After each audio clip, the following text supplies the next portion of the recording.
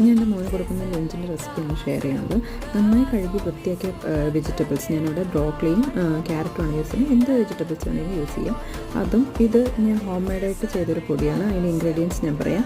അതും ചേർത്ത് ഒരു നുള്ളു ഉപ്പ്, കുറച്ച് ജീരകപ്പൊടി, ആവശ്യത്തിന് വെള്ളം ചേർത്ത് നന്നായി വേവിച്ച് വറ്റി കുറുക്കിയെടുക്കണം. ഈ പൊടിയിൽ ഞാൻ ചേർത്തിരിക്കുന്നത് എന്തൊക്കെയാണെന്ന് വെച്ചാൽ പല ടൈപ്പ് ദാലാണ്. നമ്മുടെ പരിപ്പ്, മസൂർ ദാൽ, മൂങ് ദാൽ, തൂർ ദാൽ, ചന ദാൽ എന്നിവ. പിന്നെ നമ്മുടെ സാധാരണ അരി, അവിൽ, കാഷ്യൂ, ബദാം, പിന്നെ വൻപയർ, ഇത്രയെല്ലാം നന്നായി കഴുകി ഉണക്കി വറുത്ത് പൊടിച്ച് വെച്ചേക്കണതാണ്. നല്ല എയർ ടൈറ്റ് ആയിട്ടുള്ള കണ്ടെയ്നറിൽ സൂക്ഷിച്ച് വെച്ചേക്കണതാണ്. നല്ല ഹെൽത്തിയാണ് ഇത് നമുക്ക് ഇതുപോലുള്ള ലഞ്ച് റെസിപ്പീസ് ഉണ്ടാകുമ്പോൾ യൂസ് ചെയ്യാം.